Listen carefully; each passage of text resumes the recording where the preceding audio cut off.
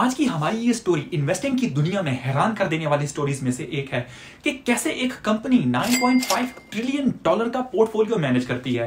Portfolio कहते हैं सब तरह के एसेट्स की इन्वेस्टमेंट को, जैसा कि रियल स्टेट की इन्वेस्टमेंट, स्टॉक्स, ईटीएफ, बॉन्ड्स वगैरह वगैरह। और 1 ट्रिलियन कितने बिलियन से और 1 बिलियन कितने मिलियन से मिलकर बनता है, यहां पर हम समझते हैं 1 मिलियन में होते हैं 10 लाख और 1 बिलियन में होते हैं 1000 मिलियंस और 1 ट्रिलियन में होते हैं 1000 बिलियंस, तब जाकर बनता है 1 ट्रिलियन। और ये कंपनी 9.5 ट्रिलियन मैनेज कर रही है।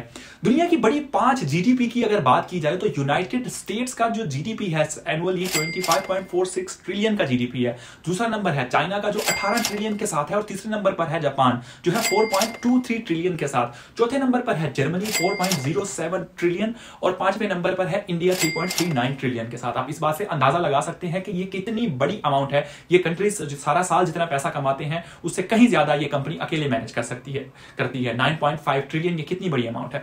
तो कहानी शुरू होती है साल 1988 से, जब लैरी, जो कि इस कहानी का मेन कैरेक्टर है, जो 35 ईयर का एक यंग नौजवान है, इसकी मुलाकात होती है स्टीव नाम के बंदे से, जो कि फाउंडर है ब्लैकस्टोन कंपनी का। स्टीव अपने टाइम का एक लेजेंडरी इन्वेस्टर होता है, तो वो एक चांस देता है लैरी को कि मैं तुमको 5 मिलियन की क्रेडिट लाइन देता हूं, तुम मेरे साथ आके ये काम करो। लैरी इसने पहले ही बिलियंस ऑफ डॉलर्स जनरेट किए होते हैं किसी और कंपनी के लिए।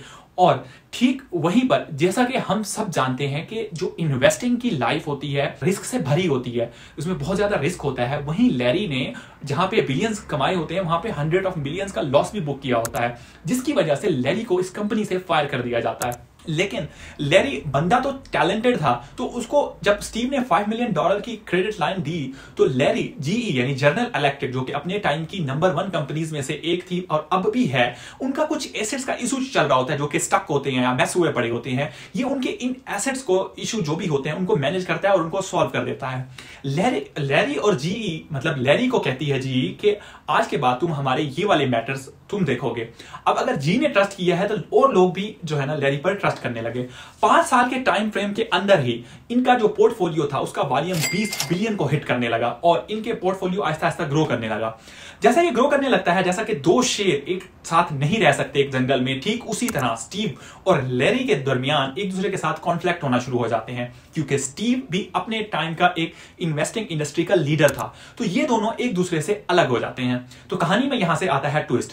तो यहां पर जन्म होता है द ग्रेट ब्लैक रॉक। पिछली कंपनी जो थी, जो स्टीव जिसका मालिक था, वो थी ब्लैकस्टोन और अब बनी ब्लैक रॉक।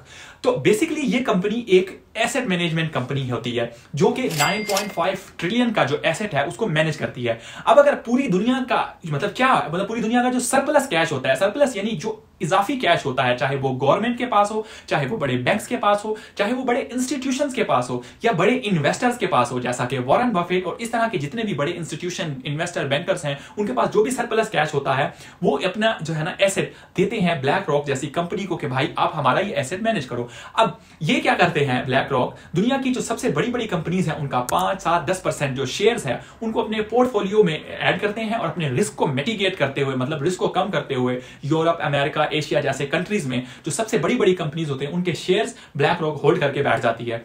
2010 में इनको मोस्ट इन्फ्लुएंशियल जो है ना फाइनेंशियल इंस्टीट्यूशन का अवार्ड भी मिला है। अब अगर आसान अल्फाज में बात की जाए कि सरप्लस पैसे को इन्वेस्ट करते हैं अपनी टेक्नोलॉजी, अपनी एक्सपर्टीज, अपने एक्सपीरियंस, अपनी स्ट्रेटेजीज के साथ, वो भी रिस्क फ्री, और पोर्टफोलियो बनाते हैं लोगों के पैसे का, और उसमें जो है ना ये अपनी जो पैसा कैसे कमाते हैं, ट्रांजैक्शन से और कमीशन से चार्ज करते हैं। आसान अल्फाज में अगर बात की जाए तो इनका इन्वेस्ट किया हुआ पैसा सिर्फ प्रॉफिट ही बुक करता है, प्रॉफिट ही बुक करता है। इनकी बुक में लॉस का लफ्ज नहीं है। अब पैसे लेते हैं और कहते हैं कि भाई जो चीज है लॉस और प्रॉफिट मतलब हर बिजनेस में होती है, लेकिन इनकी बुक में जैसे मैंने आपको बताया कि सिर्फ प्रॉफिट है। और अगर यहां पर जो है ना अगर आप जानना चाहते हैं कि वो क्या स्ट्रेटेजीज होती हैं तो आप हमें कमेंट करके बता सकते हैं, हम वो स्ट्रेटेजीज के ऊपर वीडियोस बनाएंगे आपके साथ, उसको शेयर करेंगे।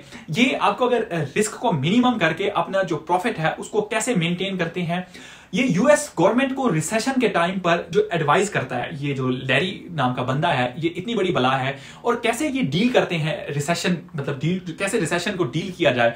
और basically technically recession consecutive 2 quarters में जो लॉस होने को रिसेशन कहते हैं, लेकिन ऑफिशियली गवर्नमेंट ही अनाउंस करती है कि अब रिसेशन आ चुका है।